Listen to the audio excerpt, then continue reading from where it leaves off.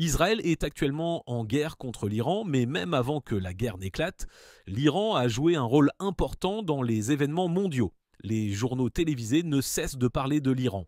Pourquoi ce pays est-il si important? Et que dit la prophétie biblique à ce sujet? Nous allons le découvrir aujourd'hui sur Trumpet World.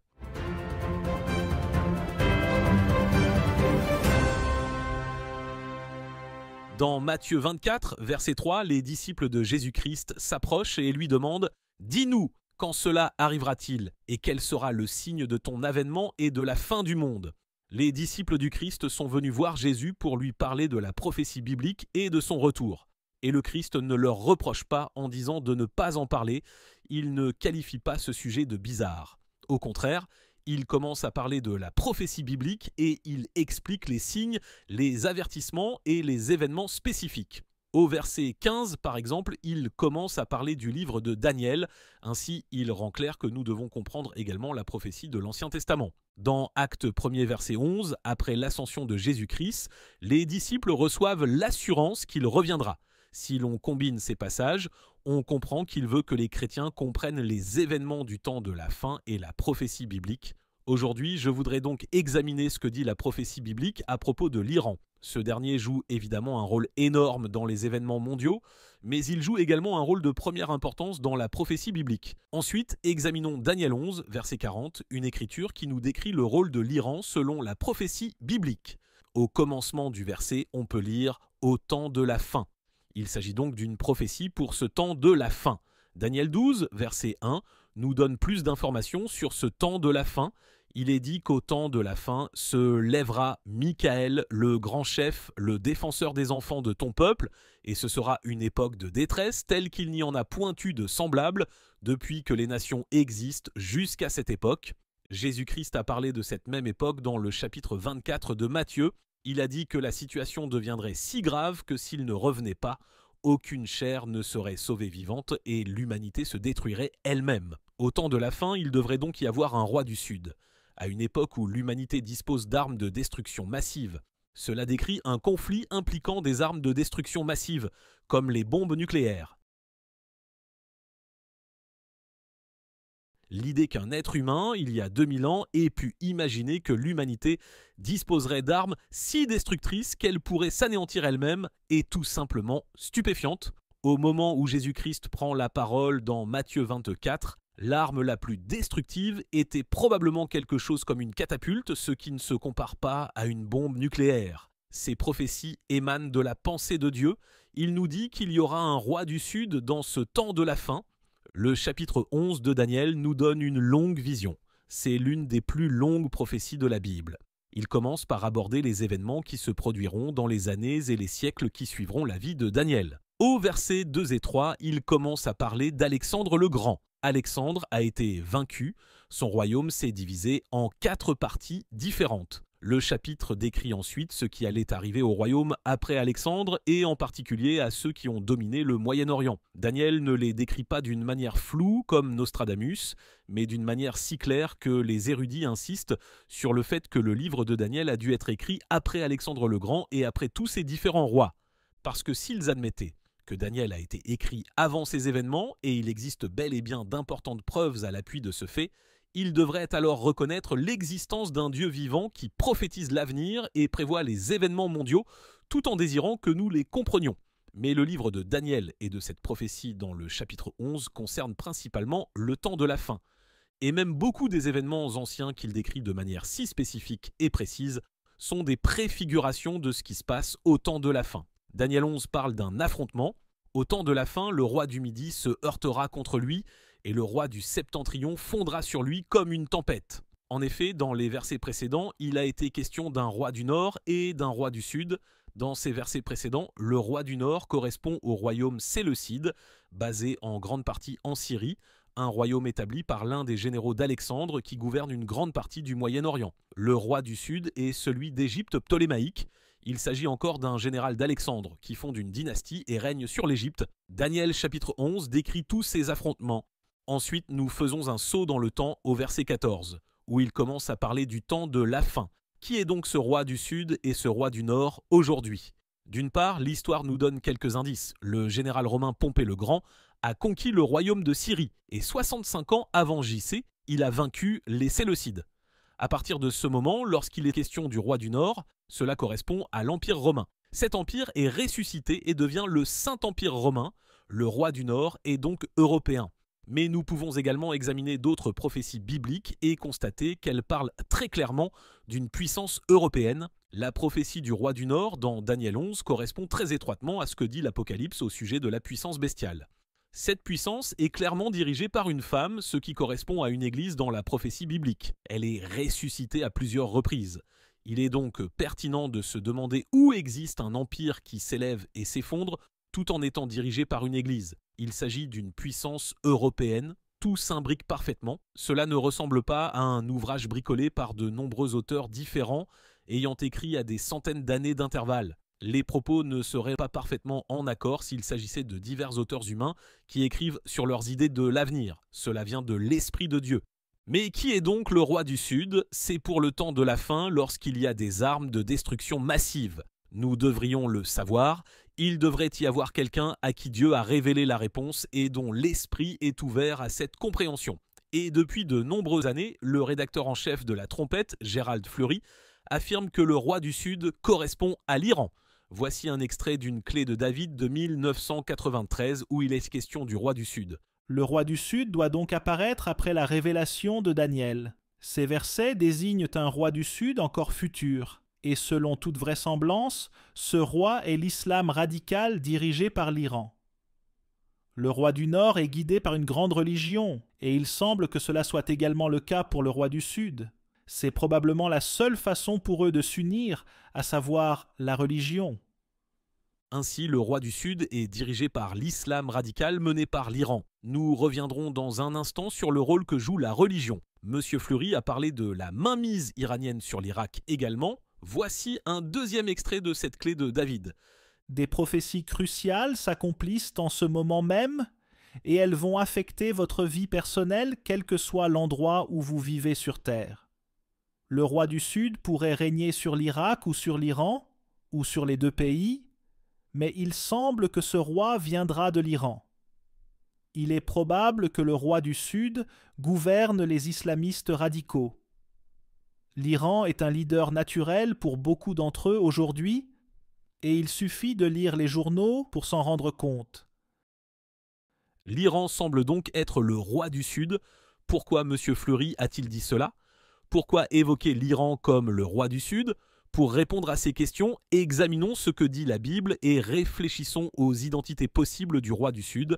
C'est une puissance qui se trouve au sud du roi du Nord. L'Égypte pourrait sembler un candidat évident pour être le pouvoir au sud, mais si nous lisons le verset 41, il est dit que le roi du Nord entrera dans le plus beau des pays et plusieurs succomberont, mais Édom, Moab et les principaux des enfants d'Amon seront délivrés de sa main. Il étendra sa main sur divers pays et le pays d'Égypte n'échappera point.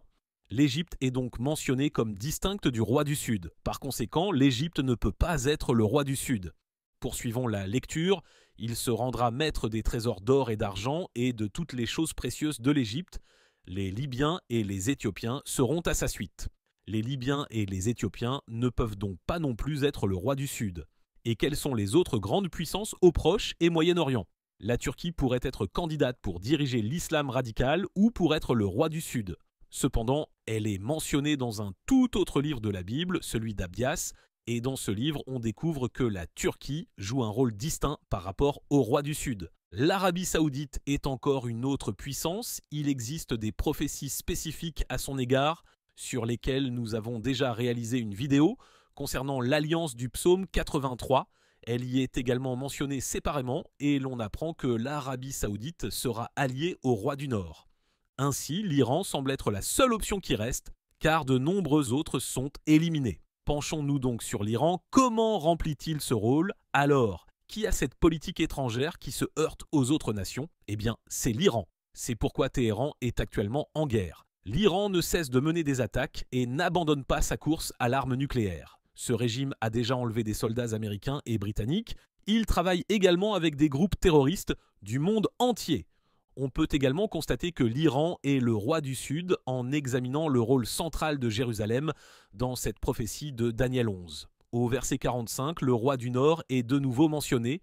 Il dressera les tentes de son palais entre les mers, vers la glorieuse et sainte montagne. Puis il arrivera à la fin sans que personne lui soit en aide. Le roi du Nord établit donc son quartier général à Jérusalem. Au verset 41, il est également question de ce roi du Nord qui entre dans le plus beau des pays. Israël, la Terre Sainte, occupe donc une place centrale dans ce conflit, et cela nous aide à voir à nouveau que le roi du Nord est le Saint-Empire romain, cette puissance européenne en plein essor qui sera dirigée par une église. Il s'agit d'une puissance religieuse qui met l'accent sur la conquête de Jérusalem, à tel point que le chef religieux y établira son quartier général. Il considère Jérusalem comme un lieu exceptionnellement saint, le centre de l'univers, le cœur de sa religion. Dans son livre Prophétiser de nouveau, M. Fleury écrit « Pourquoi, après avoir conquis le roi du Sud, cette puissance entrerait-elle à Jérusalem ? Il doit se passer beaucoup de choses dans cette ville qui le préoccupent. » Ces deux rois se disputent donc Jérusalem et le roi du Nord veut s'en emparer pour des raisons religieuses. Il cite ensuite le verset 45 qui parle de planter le tabernacle sur la montagne sainte et il explique « Cette grande fausse église aura un chef qui installera son trône à Jérusalem. Le fait qu'il agisse ainsi signifie qu'il a une grande passion pour Jérusalem. Je crois qu'il s'agit également d'une nouvelle preuve que le heurt aura lieu à Jérusalem. » Ce conflit tourne autour de Jérusalem et il est très présent dans Daniel 11. Le roi du Nord, cette puissance religieuse chrétienne et catholique qui verra le jour en Europe, s'intéressera de près à Jérusalem. Qui d'autre entrait en guerre pour Jérusalem? Qui d'autre s'y intéresse de si près? Eh bien, il s'agit du monde musulman. Jérusalem est le troisième site le plus sacré du monde islamique. L'islam enseigne que Mahomet a été transporté mystiquement à Al-Aqsa, puis au ciel, et la tradition musulmane enseigne que cela a eu lieu à Jérusalem.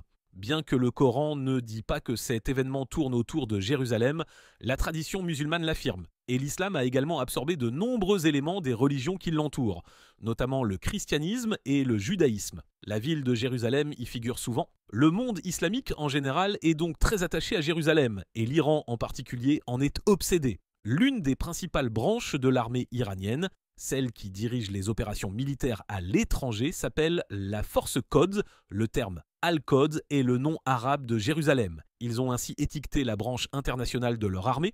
Pour la Grande-Bretagne, par exemple, il s'agissait du corps expéditionnaire. Pour l'Iran, il s'agit de la Force de Jérusalem. L'Iran organise aussi la fête Al-Quds, c'est-à-dire la fête de Jérusalem, avec toutes sortes de défilés militaires et d'événements marquants. Une grande partie de leur propagande parle de Jérusalem. À titre d'exemple, voici une vidéo diffusée par l'Iran il y a une décennie qui rend clair que toutes leurs actions avec le Hezbollah, le Hamas et les Palestiniens visent à conquérir Jérusalem. Sur la vidéo, on peut voir l'unité de toutes ces milices qui coopèrent avec l'Iran pour conquérir Jérusalem.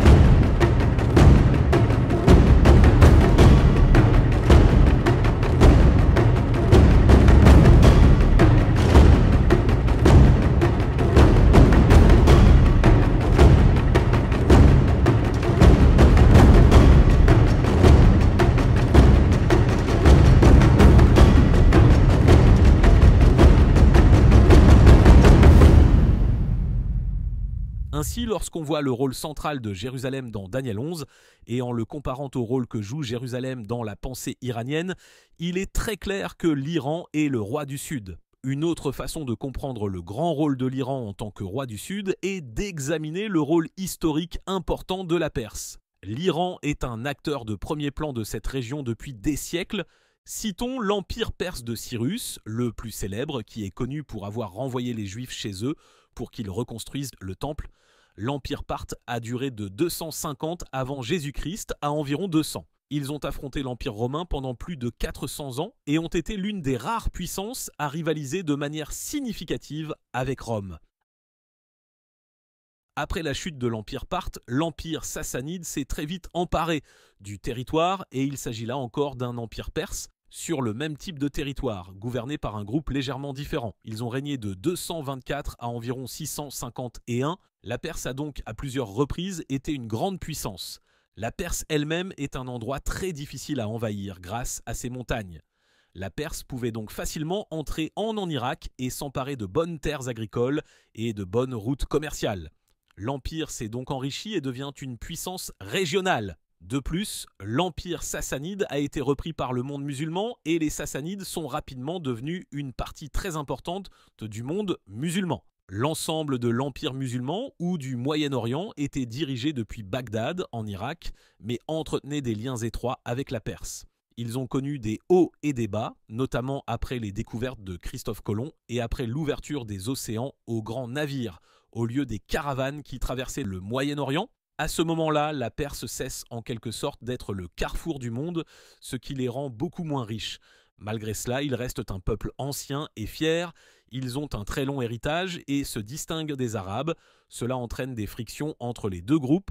Les Arabes accusent souvent les Perses de les mépriser, et il y a peut-être une part de vérité dans cette accusation car il s'agit de peuples différents. Vers 1500 après Jésus-Christ, l'Iran accentue cette différence en adoptant une religion différente, l'islam chiite, par opposition à l'islam sunnite, qui est la norme dans une grande partie du Moyen-Orient. Aujourd'hui, l'Iran est vraiment le centre de l'islam chiite. Il existe également d'autres groupes chiites très importants dans le monde et l'islam chiite est parfaitement lié au rôle de l'Iran en tant que roi du Sud. L'islam chiite existe en raison d'une dispute sur l'identité du chef mondial des musulmans par rapport à la lignée de Mahomet. Le nom Shia vient de Shia Ali, ce qui signifie parti d'Ali, un individu qui, selon eux, devait succéder à Mahomet à la tête du monde musulman. Et ils croient que ce dirigeant doit provenir de la lignée d'Ali, il doit donc être quelqu'un qui soit proche d'Ali, un proche de Mahomet. Les musulmans chiites suivent donc cette lignée d'imams, ses successeurs, et cela continue jusqu'au 11e imam qui est assassiné par les sunnites et qui meurt sans avoir d'enfant. Cela pose un problème si l'on croit que l'unique dirigeant légitime doit provenir de cette lignée. Ce qui se passe alors, c'est qu'on affirme que ce 11e imam a secrètement eu un enfant. Je suppose qu'ils auraient pu simplement présenter n'importe quel enfant et dire « voici le successeur ». Or, la possibilité demeure que quelque chose tourne mal, que l'on découvre une fraude ou que l'enfant soit tué. Donc on dit qu'il a eu un fils, mais qu'il est en occlusion. Il n'existe pas de nombreuses définitions de l'occlusion, mais on pourrait dire que c'est un peu comme le roi Arthur de la légende. On suppose qu'il est quelque part caché dans le pays des fées. Cet imam est donc en occlusion depuis l'an 874 après Jésus-Christ. Il aurait donc passé plus de 1000 ans dans une sorte de clandestinité. La principale branche de l'islam chiite en Iran croit qu'il reviendra à la fin du monde. Il s'agit clairement d'une contrefaçon du retour de Jésus-Christ.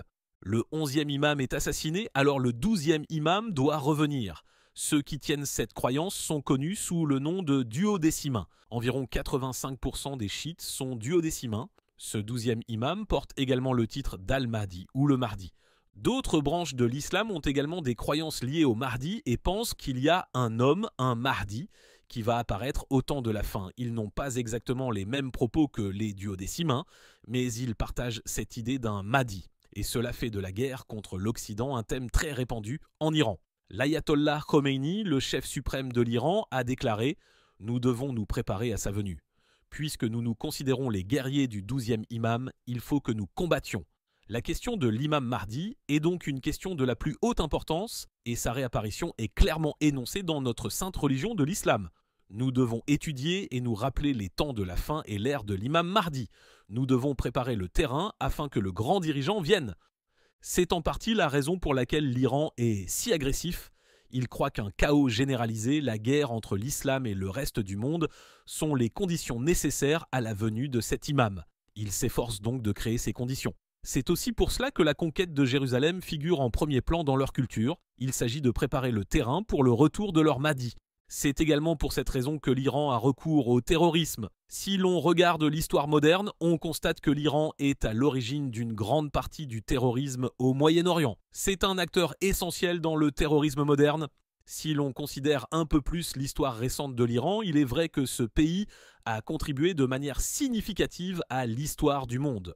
Au XIXe siècle, ils se sont retrouvés militairement et technologiquement faibles, un peu à l'écart, et ont été un peu à la merci des grandes puissances comme la Grande-Bretagne et la Russie. En 1907, ces deux pays se partagent l'Iran ou la Perse comme on l'appelait à l'époque. Durant la Première Guerre mondiale, l'Iran a été occupé par les Britanniques, les Russes et les Ottomans. Dans les années 1920 et 1930, le pays s'est rangé du côté d'Hitler.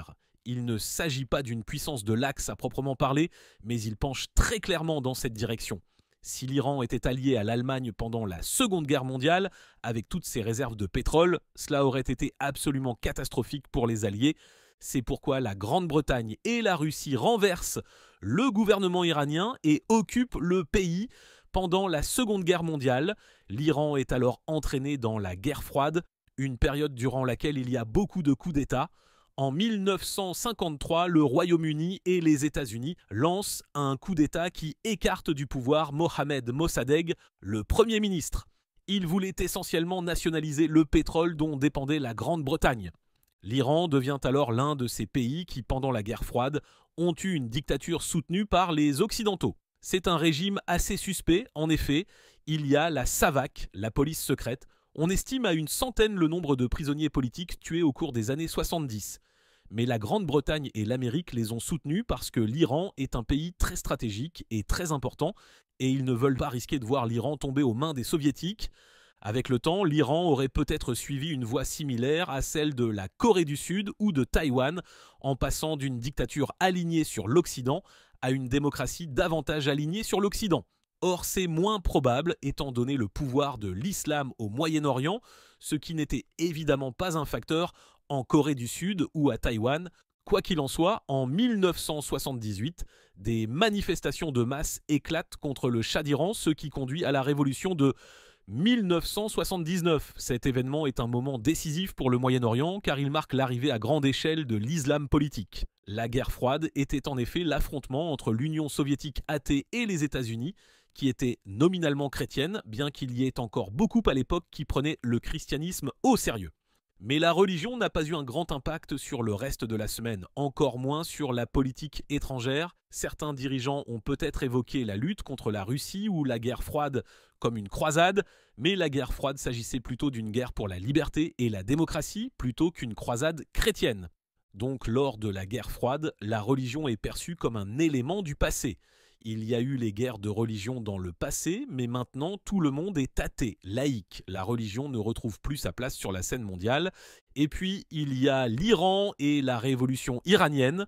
Comme dans beaucoup de révolutions, il y a un grand nombre de personnes qui veulent se débarrasser du Shah, mais ils ne sont pas forcément d'accord sur ce qui va suivre. On trouve alors un éventail très large d'idées. Certains voulaient un Iran laïque, il y avait beaucoup de communistes, car la Russie s'efforçait de faire basculer l'Iran dans son orbite. Il y a aussi des organisations comme les Moudjahidines du peuple qui mélangent communisme et islam, mais il y a aussi les radicaux de l'Ayatollah Khomeini qui sont parmi les mieux préparés et les plus impitoyables. Une fois le Shah écarté du pouvoir, ils prennent rapidement le pouvoir et font de l'Iran une théocratie. On l'appelle une république islamiste, mais en réalité, c'est le chef suprême qui détient tout le pouvoir. Ainsi, la religion est de retour, l'islam est de retour. Et très vite, ils s'emploient à exporter la révolution. Ils deviennent ainsi le premier État soutenant le terrorisme dans le monde. Ils créent la Force Quds, la force de Jérusalem, en tant que branche de l'armée afin d'étendre cette révolution à d'autres pays. Ainsi, depuis 1979, l'Iran s'efforce d'exporter cette révolution à tout le Moyen-Orient en collaborant avec d'autres groupes terroristes dans le monde entier. Et tout ce contexte, avec leur leadership dans l'islam politique et l'exportation du terrorisme, s'inscrit dans le rôle de l'Iran en tant que roi du Sud. Aujourd'hui, ils sont également une puissance chiite. Ils travailleront toujours avec des groupes sunnites si cela sert leur objectif de faire tomber Israël et de conquérir Jérusalem. Il souhaite également renverser les États-Unis, qu'il considère comme une sorte de défenseur de ce système économique et politique mondial et laïque. Nous avons vu certaines réussites iraniennes et aussi des échecs. L'Iran a réussi à exercer son pouvoir sur l'Irak et domine actuellement le pays. L'Iran a également réussi à intégrer la Syrie et le Liban dans leur orbite, même si aujourd'hui ces derniers semblent s'en éloigner. Daniel chapitre 11 indique également ce changement de direction et nous montre que l'Iran va changer d'objectif. En effet, lisons encore le verset 42, « Il étendra sa main sur divers pays, et le pays d'Égypte n'échappera point. Il se rendra maître des trésors d'or et d'argent et de toutes les choses précieuses de l'Égypte.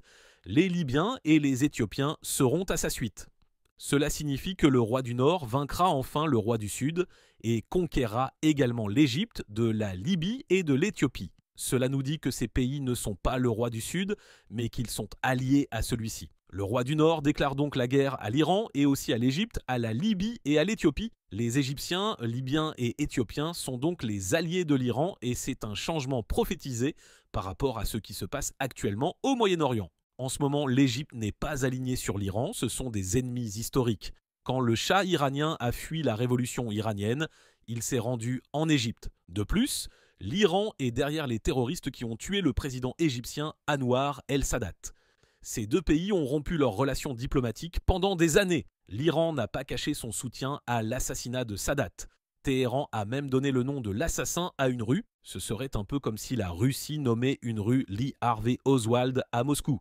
Ce serait très provocateur. Mais cela commence à changer. Les contacts entre l'Iran et l'Égypte se multiplient. Récemment, dans l'une de nos émissions, nous avons évoqué les échanges entre le président égyptien et le président iranien, ainsi que les visites réciproques des ministres des Affaires étrangères des deux pays. On a également assisté à la défaite de l'Iran en Syrie et au Liban. Téhéran reste toujours concentré sur Jérusalem et veulent toujours s'en emparer. Il faut donc s'attendre à ce que l'Iran collabore beaucoup plus étroitement avec l'Égypte. L'Égypte possède son propre groupe terroriste, les Frères musulmans. Ils sont plus anciens que l'Iran et ils constituent eux aussi une partie importante du terrorisme islamiste. Ils remontent en fait aux années 1920 et ont été les pionniers d'une stratégie à 3 volets pour le terrorisme. Une aile militaire, une aile gouvernementale ou politique et une aile caritative qui travaillent toutes ensemble. La branche caritative des Frères musulmans est effectivement très active pour aider les personnes en grande difficulté financière, mais l'objectif est également de recruter des gens pour leur cause afin qu'ils puissent soutenir le mouvement politique et fournir de nouvelles recrues pour l'aile militaire, les terroristes. Ensuite, l'aile militaire et l'aile politique travaillent ensemble pour renverser l'État et ils ont même pris le pouvoir pendant quelques années en Égypte. C'est un groupe avec lequel l'Iran collabore déjà et avec lequel il pourrait très facilement établir des liens plus étroits à l'avenir. Le traité de paix entre Israël et l'Égypte est un élément essentiel de la sécurité d'Israël qui s'appuie sur le fait qu'il n'a pas d'ennemis sur sa frontière sud.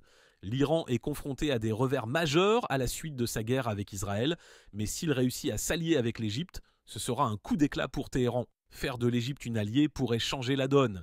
Il est certain que les croyances de la population égyptienne ne favorisent pas Israël. Bien qu'il existe un traité de paix entre Israël et l'Égypte, un sondage a révélé que seulement 8% des Égyptiens sont favorables à des contacts commerciaux ou sportifs avec les Israéliens. La plupart des gens s'opposent à toute forme de commerce avec les Israéliens. Seuls 2% des Égyptiens sondés sont d'accord avec la déclaration « J'espère que nous pourrons un jour être amis avec les Israéliens, car nous sommes tous des êtres humains ». En revanche, 94% des Égyptiens se disent profondément inquiets qu'Israël veuille détruire la mosquée Al-Aqsa et les autres mosquées et nuire à leur religion. Si la démocratie était instaurée en Égypte, les citoyens ne tarderaient pas à déclarer la guerre à Israël.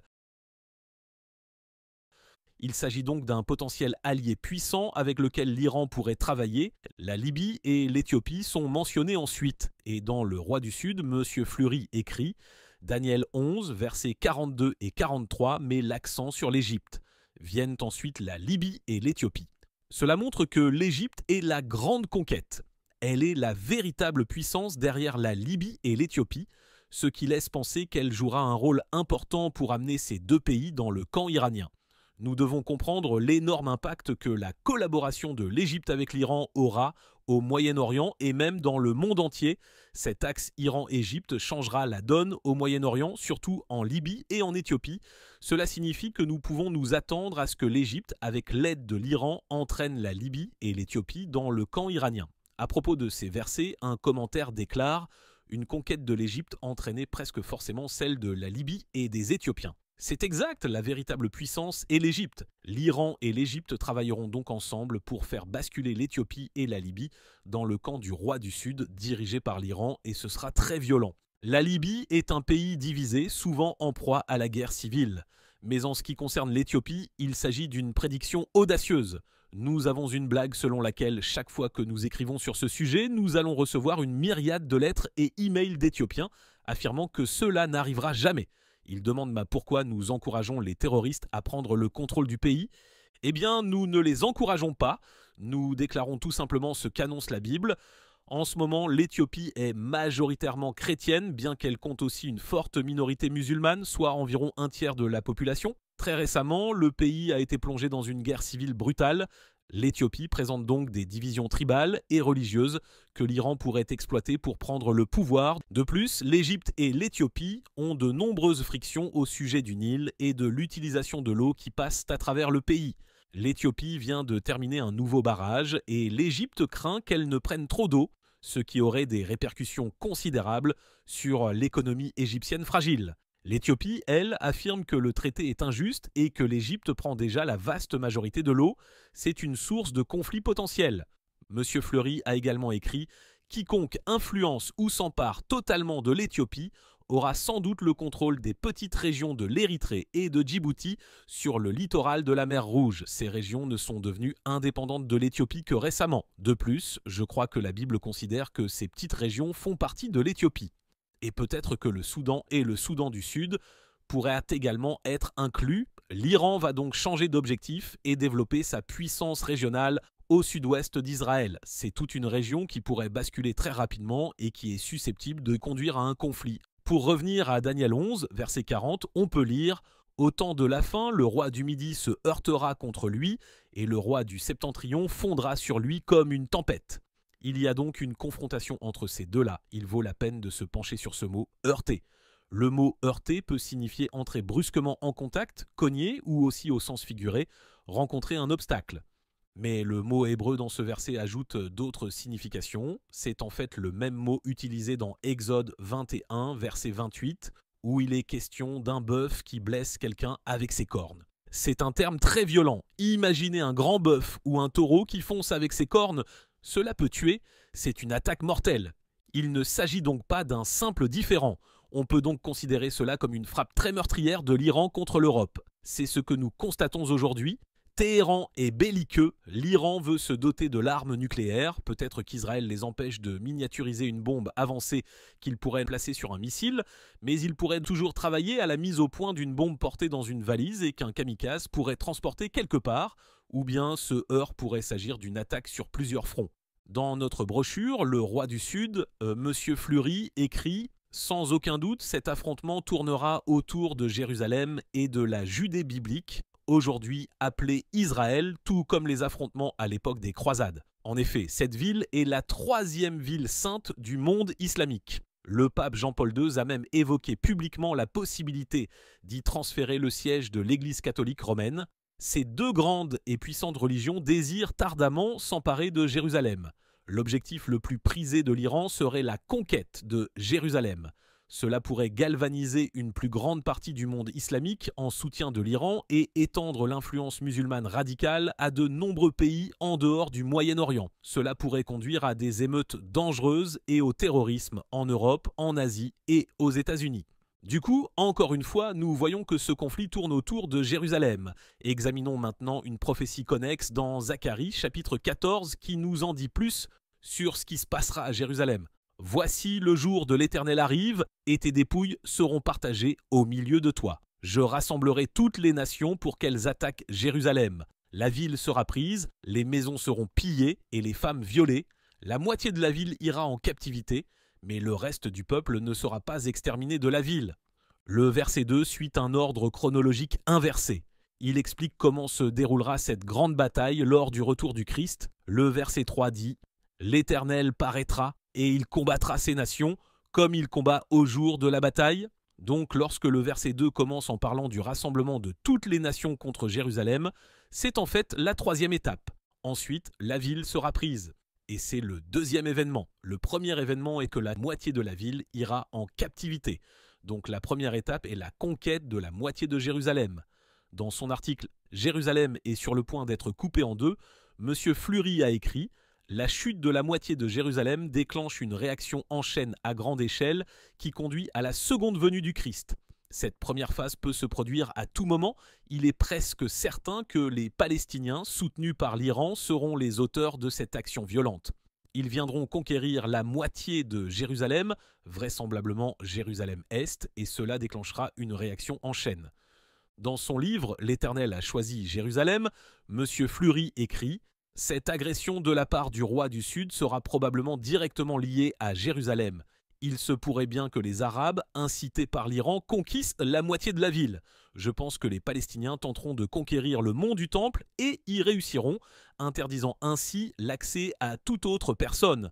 Cela unirait rapidement l'Europe et les Juifs israéliens contre eux.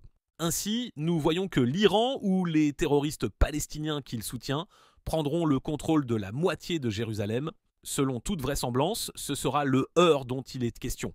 Nous constatons que l'Iran mène généralement une politique étrangère agressive. La chute de la moitié de Jérusalem fera donc partie intégrante de ce heurt. Il existe d'autres aspects à prendre en compte. On pourrait voir l'Iran faire d'autres choses au moment où une partie de Jérusalem sera conquise. M. Fleury souligne que dans Daniel 11, le fait que la Libye, l'Éthiopie et l'Égypte soient mentionnés en dit long sur la stratégie iranienne. Concernant la Libye et l'Éthiopie, il écrit « Ces deux pays sont la clé qui permet de comprendre la stratégie de l'islam radical. Cette stratégie va ébranler les États-Unis et l'Europe jusqu'au fondement. Pourquoi l'Iran serait-il si intéressé par le contrôle de la Libye et de l'Éthiopie ? Pour moi, la réponse est intrigante.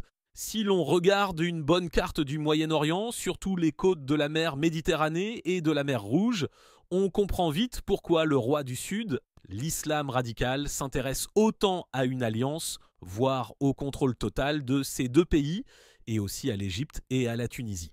Ces pays sont situés sur les deux mers qui constituent la route commerciale la plus importante du monde. Quiconque influence ou prend le contrôle de l'Éthiopie peut sans doute exercer une grande influence, voire un contrôle total, sur tout le littoral de la mer Rouge, en particulier sur l'Érythrée et Djibouti.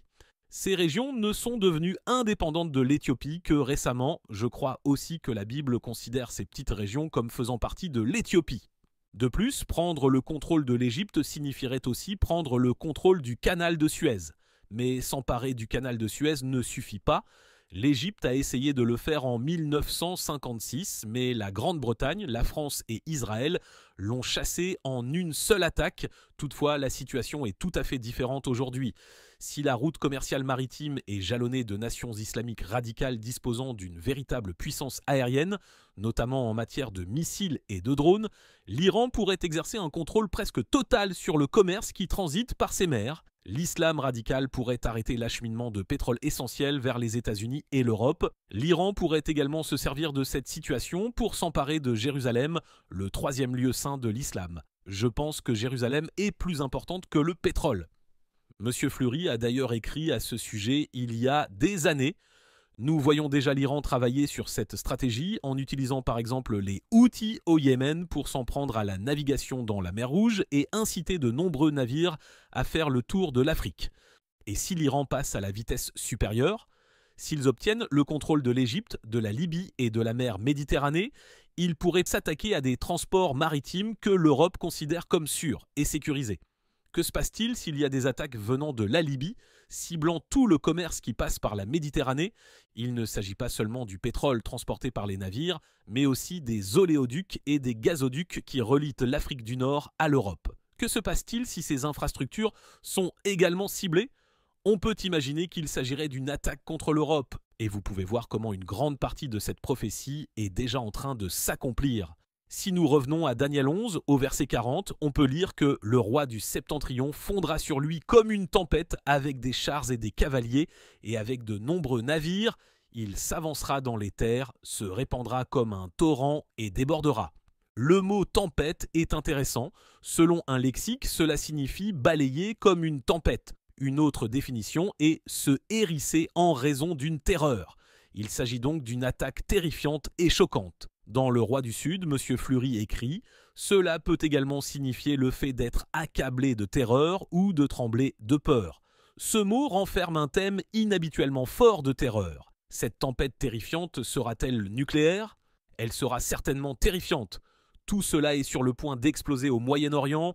Enfin, les terroristes eux-mêmes seront terrorisés. Nous avons évoqué la puissance bestiale qu'est le roi du Nord.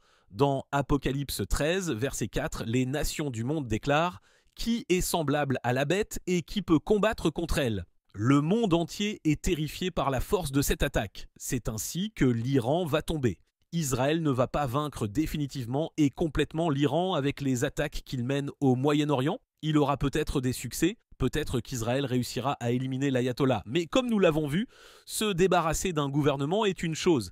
Il est beaucoup plus difficile de mettre en place un gouvernement alternatif stable dans un pays. Cela nécessite un changement radical de la trajectoire de la nation. Il s'agit peut-être d'un revers pour l'Iran, mais le roi du Sud sera définitivement conquis par cette terrifiante attaque européenne. Israël ne va pas résoudre le problème. Vous pouvez voir comment cette attaque pourrait même préparer le terrain pour une attaque beaucoup plus importante et terrifiante. Le roi du Nord a déjà constaté l'efficacité des bombardements aériens et des opérations secrètes de drones menées par Israël. Mais aussi impressionnant et audacieux soient-elles, ces attaques n'ont pas été suffisantes pour détruire complètement l'Iran. L'Europe constatera qu'il faut frapper encore plus fort, alors elle lancera une attaque terrifiante qui pourrait même faire usage d'armes nucléaires. C'est ainsi que l'Iran sera conquis. Le mot tempête dévoile également un autre aspect de la stratégie du roi du Nord. Ce mot signifie également tourbillon, ce qui laisse entendre l'encerclement, une attaque de tous les côtés. Monsieur Fleury écrit « Être dans un tourbillon laisse entendre le fait d'être entouré, encerclé. Même aujourd'hui, nous pouvons constater que la stratégie allemande consiste à encercler l'Iran et ses alliés. Selon le commentaire de Soncino, il ne s'agit pas d'une simple attaque directe, c'est une attaque qui tourbillonne, envahit et inonde.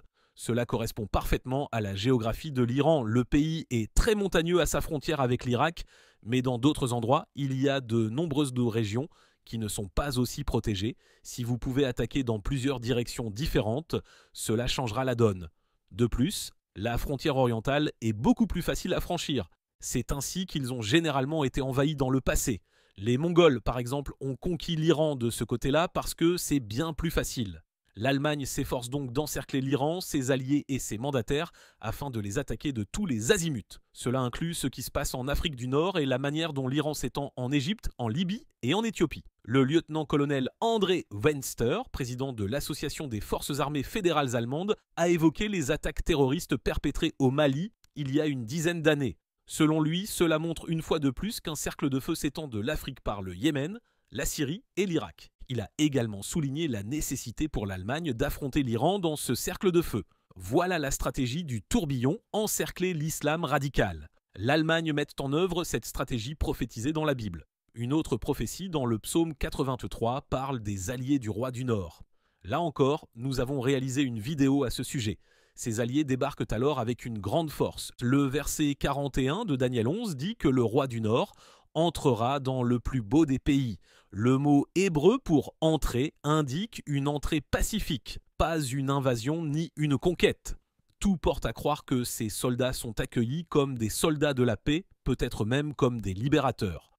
Cela s'inscrit dans une foule d'autres prophéties qui parlent des Juifs du Proche-Orient et des autres nations d'Israël qui font confiance à cette puissance européenne, la considèrent comme un sauveur et un libérateur et l'accueillent à bras ouverts. Ensuite, nous lisons « Des nouvelles de l'Orient et du Septentrion viendront l'effrayer, et il partira avec une grande fureur pour détruire et exterminer des multitudes. » Et dans Ézéchiel, le prophète du temps de la fin, M. Fleury a écrit « Le roi du Nord, c'est-à-dire le Saint-Empire romain, entendra des nouvelles troublantes en provenance de l'Orient et du Nord. Ces nouvelles arrivent après la destruction du roi du Sud.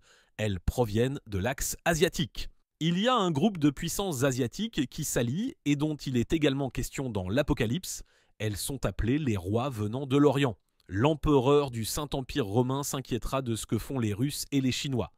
Avant cela, lorsque la tribulation commencera, cet empereur coopérera avec les Russes et les Chinois pour assiéger économiquement les nations anglo-saxonnes. Mais peut-être qu'il entend des rumeurs selon lesquelles l'Axe asiatique envisage d'envahir l'Amérique du Nord pour la conquérir à son propre profit. Peu importe la chronologie exacte, la Bible est claire, le Saint-Empire romain seul envahira l'Amérique du Nord. Ce passage indique clairement que ces nouvelles inciteront l'empereur à agir avec une grande fureur et à détruire. C'est ainsi que commence la grande détresse dont parle Daniel au chapitre 12 et au verset 1. En ce temps-là se lèvera Michael, le grand chef, le défenseur des enfants de ton peuple, et ce sera une époque de détresse telle qu'il n'y en a point eu de semblable depuis que les nations existent jusqu'à cette époque. C'est ainsi que l'Iran va finalement tomber. Elle ne sera pas détruite par Israël. Elle survivra peut-être à la manière de l'Irak après la première guerre du Golfe. Le pays vit sa puissance réduite, mais Saddam Hussein survit et reste une menace. Un changement de régime est possible, mais le régime qui prendra sa place aura une idéologie similaire. Il est beaucoup plus facile de se débarrasser des personnes que l'on n'aime pas que de créer un nouveau gouvernement stable. D'une certaine manière, cette perspective pourrait sembler être une mauvaise nouvelle. Ce régime maléfique qui répand beaucoup de mal au Moyen-Orient et qui nuit à son propre peuple tout en fabriquant des armes nucléaires ne sera pas détruit en ce moment. En fait, ce pays contribuera à lancer et à soutenir une attaque brutale contre Jérusalem-Est et à lancer une offensive violente et meurtrière contre l'Europe. La situation va alors s'aggraver et déboucher sur la Troisième Guerre mondiale nucléaire dans toute son horreur. Si l'on regarde la situation de cette perspective, elle peut sembler décourageante, pourtant il existe également un énorme espoir. Il suffit de lire le 9e psaume. David prie à Dieu d'éliminer les méchants. Nous voyons Israël s'occuper de l'Iran, il essaie d'éliminer un régime diabolique, mais nous savons qu'il ne l'éliminera pas complètement. Ce régime diabolique va continuer. J'ai beaucoup réfléchi à certaines des prières de David, où il demande à Dieu de s'occuper des adversaires, des personnes malveillantes qui causent de beaucoup de souffrance. Dieu va punir l'Iran et il va également lui apporter la liberté. Il apportera la liberté au monde entier. Dans le psaume 9, verset 6, on peut lire « Tu châties les nations, tu détruis le méchant, tu effaces leur nom pour toujours et à perpétuité. Plus d'ennemis, des ruines éternelles, des villes que tu as renversées. Leur souvenir est anéanti. L'Éternel règne à jamais, il a dressé son trône pour le jugement. Il juge le monde avec justice, il juge les peuples avec droiture. » David attendait avec impatience le moment où les méchants seraient détruits et où Dieu jugerait le monde avec justice, apportant ainsi la paix, la prospérité et la sécurité au monde entier. Quand on voit les missiles iraniens pleuvoir sur Tel Aviv, et à la lumière de ce que fera l'Iran à l'avenir, on peut désirer qu'Israël détruise les méchants immédiatement. Mais le Dieu aimant a un plan, et il dirige la déroulée des événements dans le cadre de ce merveilleux plan directeur. Dans son livre, le psautier de Tara, M. Fleury écrit « Ce sont des promesses auxquelles nous pouvons nous accrocher. Les méchants seront traduits en justice et l'oppression cessera. Il s'agit d'une merveilleuse prophétie que nous devons tous garder à l'esprit chaque jour. Le Christ nous dit de prier régulièrement pour que son royaume vienne. C'est une prière pour que Dieu détruise les royaumes du monde et les remplace par son royaume. Il s'agit de faire preuve de zèle pour la justice de Dieu et pour la victoire de son royaume. » Il se réfère à la fin de ce chapitre, au verset 19, qui dit « Car le malheureux n'est point oublié à jamais. L'espérance des misérables ne périt pas à toujours. » Et au verset 20, « Lève-toi, ô Éternel, que l'homme ne triomphe pas, que les nations soient jugées devant ta face. Frappe-les d'épouvante, ô Éternel, que les peuples sachent qu'ils sont des hommes. Pause. » C'est une leçon inestimable, écrit M. Fleury. Les êtres humains doivent être frappés d'épouvante afin d'apprendre qu'ils ne sont que des hommes. C'est une merveilleuse prière. Dieu va donc intervenir, mais en son temps et de manière à aider le monde entier. Il permet à ce régime maléfique en Iran de persister, afin d'aider en fin de compte toutes les nations. Il aidera la Grande-Bretagne, l'Amérique et Israël à se rendre compte de leurs péchés, ainsi que le reste du monde. Ces nations se rendront compte du mal qu'elles propagent autour du monde, y compris le mal moral et la corruption. Beaucoup de souffrances sont causées par la pourriture morale et spirituelle de ces nations. Alors, Dieu les corrigera, puis il corrigera les autres puissances, comme le peuple iranien et ceux qui vivent en Europe et en Asie, parce qu'il les aime tous. Il amènera tout le monde à la repentance pour qu'ils puissent vivre selon un mode de vie qui engendre les bénédictions, les bonnes choses et le bonheur. C'est le mode de vie décrit par Salwa. Cet affrontement tourne également autour de Jérusalem. la ville à partir de laquelle Dieu régnera et apportera la paix au monde entier. Aujourd'hui, nous vivons encore dans un monde dirigé par Satan. Satan est le Dieu de ce monde, comme l'affirme la Bible, et il est Jérusalem et ce que Dieu fera de cette ville. Cet affrontement tourne donc autour de Jérusalem. Mais Dieu est plus puissant que Satan. Même si c'est le monde de Satan, il permet que ces événements mondiaux se produisent selon son plan. Et il y aura enfin la délivrance, et de Jérusalem sortira un merveilleux mode de vie et l'enseignement de Dieu. Dans le livre prophétisé de nouveau, M. Fleury écrit « Je soupçonne qu'il y a une autre raison importante pour laquelle cet affrontement tourne autour de Jérusalem. Satan sait que notre avenir immédiat sera dans cette ville. C'est depuis ce siège que le Christ et sa véritable Église serviront le monde. C'est là que Dieu le Père fera descendre la nouvelle Jérusalem sur terre. Satan connaît cet avenir éblouissant et cela le rend furieux. » Matthieu 24, verset 2 nous dit qu'il ne restera pas une pierre sur une autre. La puissance bestiale ne veut chasser le judaïsme et l'islam. Cette union Église-État ne tolérera aucune concurrence. Après tout, selon son raisonnement, Jérusalem leur appartient. Or, cela sort tout droit de l'esprit du diable. Il veut arrêter le plan de Dieu et sa domination sur l'univers à partir de Jérusalem. L'esprit de Dieu est continuellement fixé sur la nouvelle Jérusalem. Tout son plan s'articule effectivement autour de la nouvelle Jérusalem. Cet affrontement fait donc penser à une ville où Dieu le Père habitera avec l'humanité. C'est ainsi que Dieu établira ce nouveau monde plein de paix et de joie. Et au beau milieu du chapitre 11 de Daniel, il est question de ses prémices, de son Église avec laquelle il travaille et qu'il forme pour servir le monde dans le cadre de son gouvernement. Ses enseignants avertiront le monde aujourd'hui et ils aideront à amener le monde à la repentance quand ils verront ces événements se dérouler. Il est donc évident qu'ils devront également enseigner au monde. Il y a donc une merveilleuse espérance derrière ces événements du chapitre 11 de Daniel. J'espère donc avoir expliqué les détails en plus de profondeur que d'habitude. Le chapitre 11 de Daniel est la clé pour comprendre ce qui se passe au Proche et au Moyen-Orient. Quelle est la prochaine étape pour l'Iran? Pourquoi l'Iran est-il considéré comme le roi du Sud? Si vous désirez approfondir vos connaissances en cette matière, nous vous invitons à télécharger notre livre gratuit, Le roi du Sud. Ce livre propose une explication tout à fait claire à partir des premiers principes. Il s'agit d'une excellente introduction à l'ensemble de la prophétie biblique. Le dernier chapitre met l'accent sur les véritables élus de Dieu. Cela nous amène à ce que je viens d'évoquer à la fin. Ainsi, vous pouvez en savoir plus sur le peuple de Dieu qui se trouve au beau milieu de tous ces événements. Il y a un chapitre sur le psaume 83 dont j'ai parlé. Il y a aussi un chapitre sur le président Obama et le roi du Sud. Nous n'avons pas vraiment abordé ce sujet, mais l'administration Obama a beaucoup fait pour renforcer l'Iran et l'a aidé à devenir le roi du Sud. Il y a donc beaucoup de choses à découvrir dans ce livre. Vous pouvez l'obtenir sur notre site web latrompette.fr. Nous serions très heureux de vous envoyer un exemplaire imprimé gratuit. Il n'y a pas de frais d'expédition non plus. Ajoutez ce livre au panier sur notre site et passez la commande car tout est gratuit. Il vous suffit d'indiquer votre nom et adresse.